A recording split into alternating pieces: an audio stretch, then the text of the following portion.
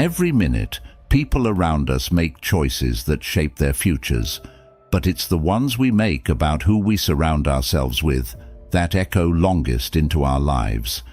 It's said that by the age of 60, we've met most of the people we will know.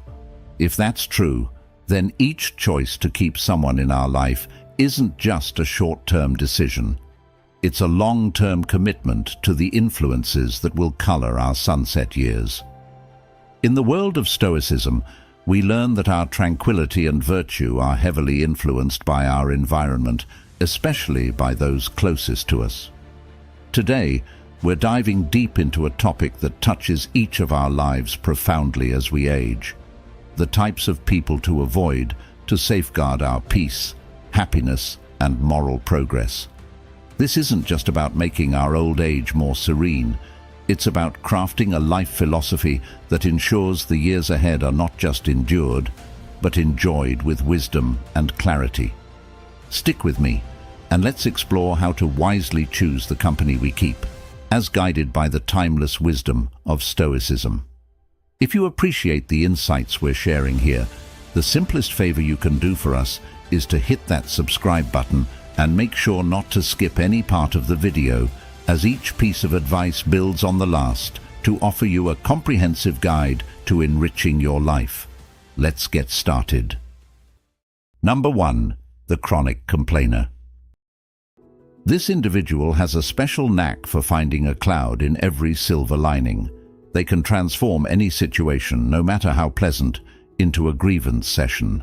For instance, let's say you've planned a lovely afternoon at a local cafe, sipping coffee under the warm sun, enjoying a gentle breeze. It sounds perfect, right?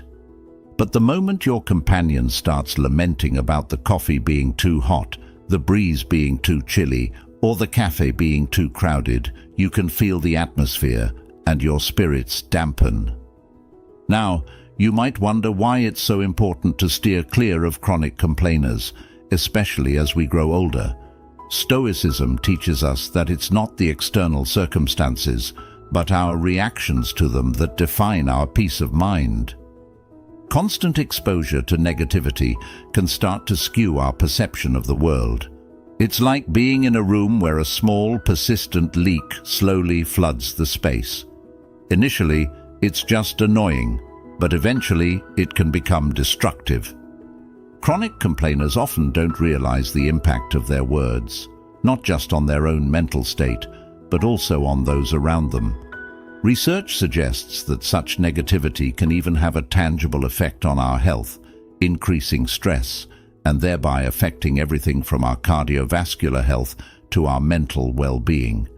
It's crucial, therefore, to guard not only against our own negative inclinations, but also against the external influences that could lead us astray from the path of tranquility that Stoicism paves.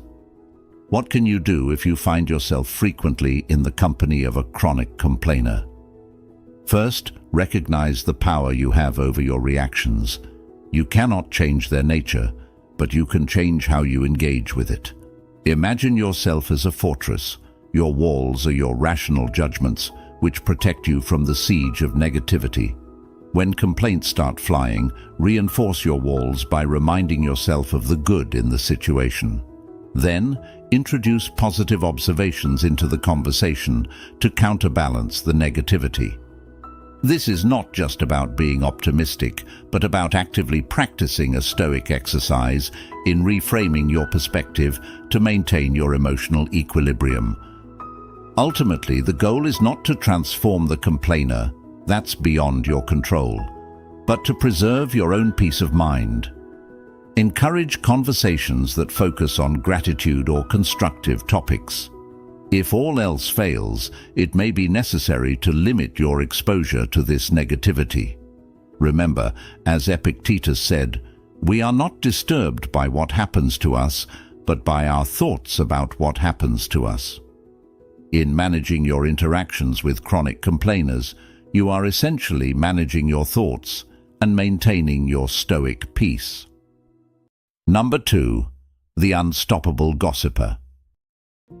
This is someone who has turned the casual sharing of information into an art form of spreading rumors and stirring drama. Picture yourself at a reunion with close friends. The room is filled with laughter and warm greetings, but then the atmosphere shifts. The gossiper begins weaving tales about an absent friend's personal life, spreading details that are neither confirmed nor kind. Suddenly, the air feels heavier, tinged with discomfort and mistrust. Gossip, by its very nature, can fracture even the strongest bonds between friends and family. From a Stoic perspective, gossip is particularly corrosive because it not only harms others, but diminishes the gossiper themselves. Stoicism teaches us the importance of focusing on what is within our control, our own actions and responses. When we engage in or even passively entertain gossip, we allow our rational control to be usurped by the trivial and the potentially harmful. This is why the Stoic philosophers, particularly Marcus Aurelius, urged us to engage in conversations that contribute to our growth and moral improvement, rather than our basest curiosities. So, what should you do when confronted with an unstoppable gossiper? First, reflect on the Stoic principle of focusing on actions that add value to your life and the lives of others. When gossip begins, gently steer the conversation towards more positive or constructive topics. This might mean bringing up shared interests that invoke nostalgia or joy, or discussing ideas and events that inspire rather than divide. Another effective strategy is to employ what could be called the Stoic's shield against gossip, the practice of silence. By choosing not to contribute or react to gossip, you starve the gossiper of the attention and engagement they seek. It's a powerful way of asserting control over the conversation and setting a boundary that reflects your values. If pressed to participate, you might consider using Socrates' triple filter test. Is it true? Is it good? Is it useful? If the gossip fails any of these questions, it's likely not worth discussing. In handling the unstoppable gossiper, remember that the ultimate goal isn't just to avoid negativity, but to foster an environment where meaningful and uplifting exchanges can flourish.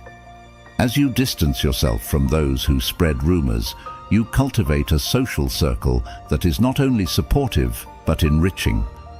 A true reflection of the Stoic ideal that the good life is built not on what we take away, but on what we add back to the world around us. Number 3. The Manipulator. Imagine you're at a family gathering and a relative approaches you with a request for a loan. They start with flattery, then swiftly pivot to guilt, suggesting your refusal would mean you don't care about family. Suddenly, you're not just denying a request for money, you're defending your character. This is a classic manipulative move, transforming a simple ask into an emotional minefield. In the context of Stoicism, manipulation is particularly detrimental because it can lead us to act against our rational judgment and inner tranquility. Stoic philosophy urges us to live in harmony with our nature, which includes acting with reason and integrity. When we allow others to manipulate our decisions, we are not only living out of sync with our true self, but also potentially harming our well-being by fostering relationships based on deceit rather than mutual respect. The key to dealing with manipulators is to first recognize the signs of manipulation: guilt-tripping, flattery used as a prelude to requests, and gaslighting, where they make you question your own memory or judgment. Once you've identified these tactics, it's crucial to fortify your position. Stoicism teaches us to focus on what is within our control, our own actions, responses, and decisions. You can apply this by setting clear, firm boundaries with the manipulator. Communicate your decisions and feelings calmly and rationally, without succumbing to emotional responses that the manipulator could use against you. Additionally, practicing the Stoic concept of objective judgment can be incredibly powerful. Before reacting to a manipulative attempt, Take a moment to step back and assess the situation objectively. Ask yourself, is this request fair? Does it align with my values? Am I acting out of reason or being swept away by emotion? This pause can give you the clarity needed to respond in a way that aligns with your principles, rather than being a reaction to manipulation. Moreover, engaging in open and honest communication is crucial. Sometimes directly addressing the manipulative behavior can deter further attempts. You could express that you are aware of what's happening and that you prefer interactions based on straightforwardness and mutual respect. This approach not only asserts your boundaries, but also invites the manipulator to interact with you on more honest and respectful terms, if they choose to continue the relationship. Number 4. The obsessive controller. This person seems to thrive on orchestrating the lives of others, down to the minutest detail. Imagine you're planning a simple get-together, and there's that one person who insists on managing everything from the venue to the menu, and even the topics of conversation. This excessive control can stifle the spontaneity and joy of social interactions, turning pleasant gatherings into tightly scripted events. Stoicism, at its core, teaches us about understanding what is within our control and what is not. The obsessive need to control everything around them that controllers exhibit is a direct contradiction to this principle. They struggle to accept that many aspects of life, especially the actions and thoughts of others, are beyond their direct influence.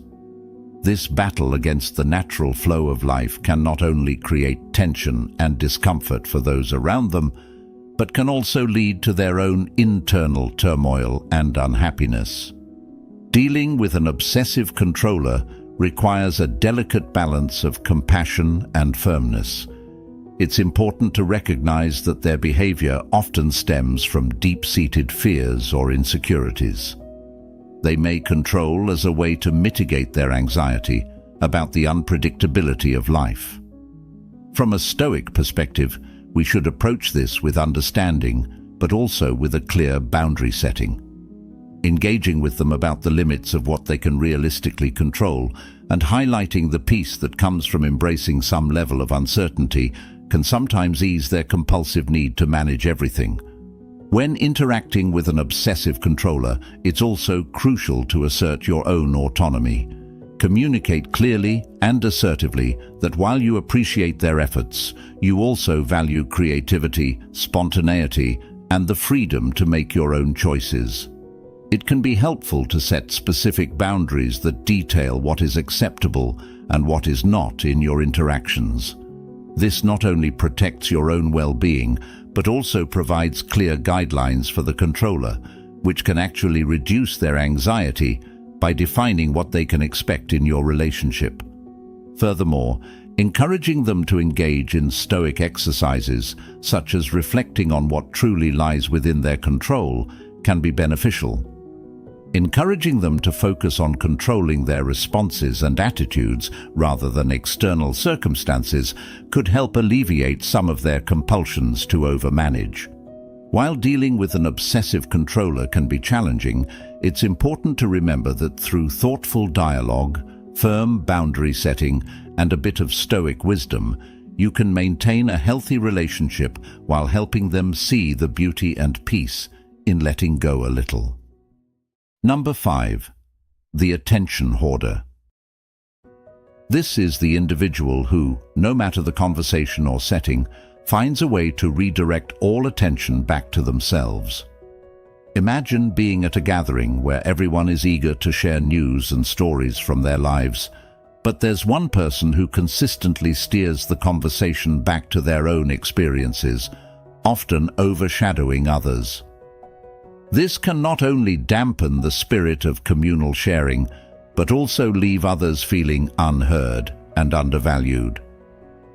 From a Stoic perspective, the attention hoarder disrupts the equilibrium of social interactions, which should ideally be based on mutual respect and listening. Stoicism teaches us the importance of each individual's perspective and the value of listening as much as speaking. Marcus Aurelius, a key figure in Stoic philosophy, emphasized the idea that we have 2 ears and 1 mouth so that we might listen twice as much as we speak. This guidance is directly at odds with the behavior of the attention hoarder, who fails to balance speaking with listening. Handling an attention hoarder effectively involves practicing Stoic virtues such as patience and temperance. It is important to manage interactions with empathy, but also with strategic assertiveness. In conversations, gently guide the flow back to others when the attention hoarder begins to dominate.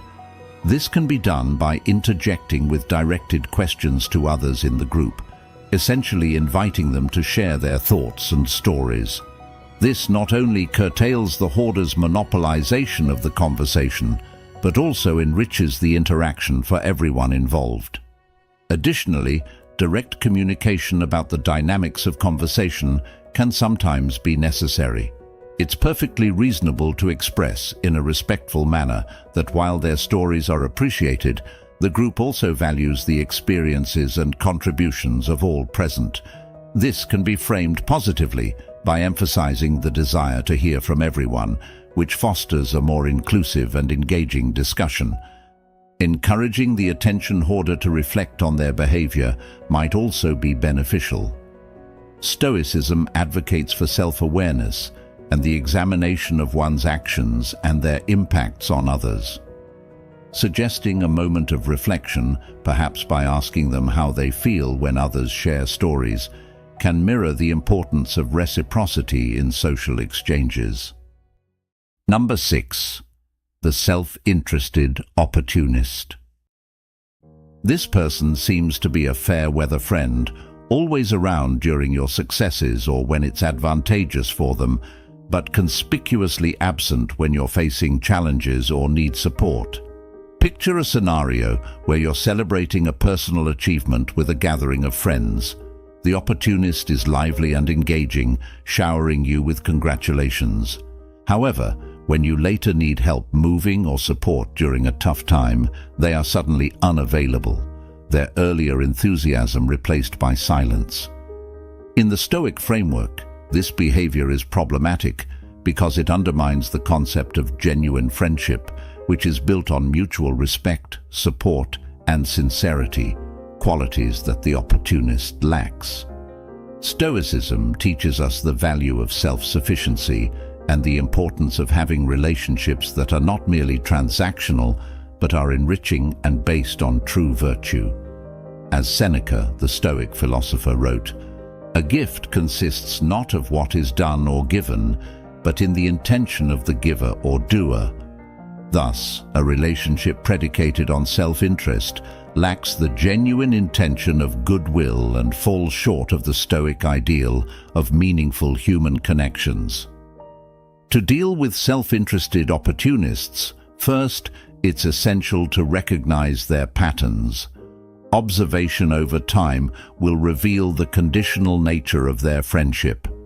Once recognized, applying Stoic principles can help manage these relationships effectively. One approach is to cultivate indifference to their presence in your good times and their absence in your bad times. By developing emotional independence, you minimize their impact on your life and well-being. Furthermore, direct communication about your observations and feelings can be crucial. Setting boundaries with the opportunist by clearly stating what you expect from a friendship can sometimes influence a change in their behavior. However, remember that you cannot control their actions, only your responses. As Epictetus famously stated, "Some things are in our control and others not." Focus on fostering relationships with people who demonstrate consistent support and genuine interest in your well-being. Additionally, use this experience as a Stoic exercise in discernment, learning to distinguish between those who are truly committed to shared growth and those who are there for their benefit. This discernment will allow you to invest more deeply in relationships that are truly reciprocal and aligned with your values.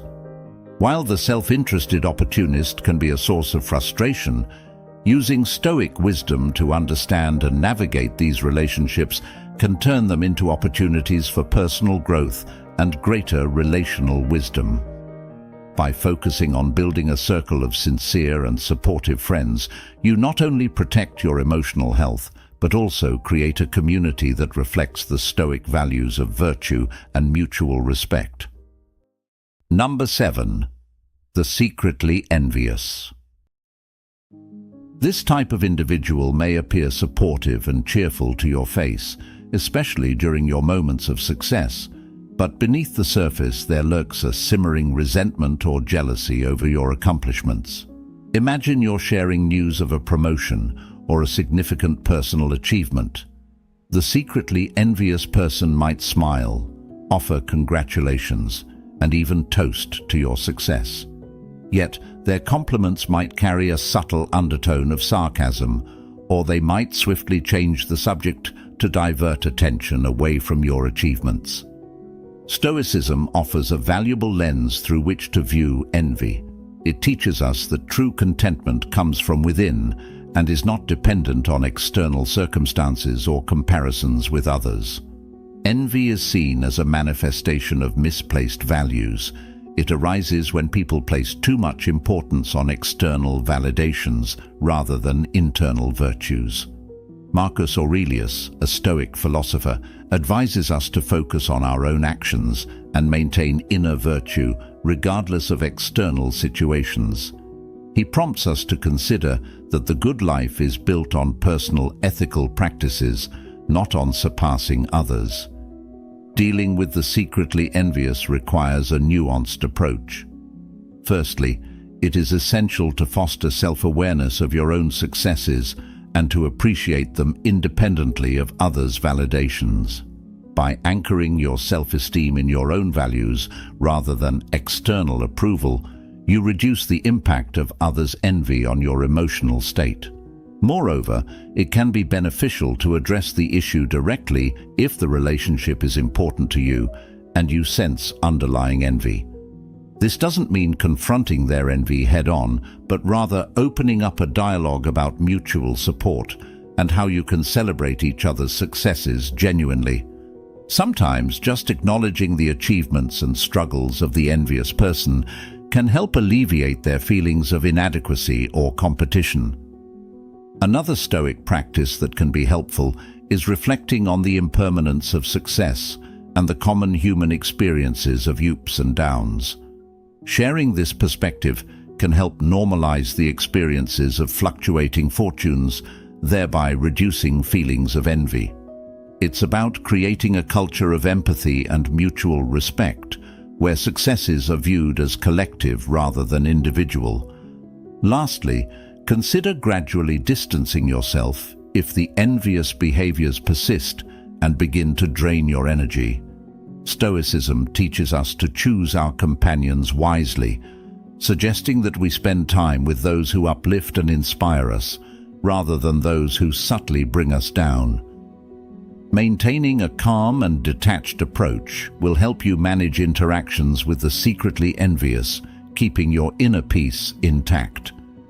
Handling secret envy with Stoic wisdom involves a blend of self-reflection, open communication, and sometimes strategic distancing. By doing so, you not only protect your emotional well-being, but also contribute to a healthier, more supportive social environment. Number 8. The energy vampire.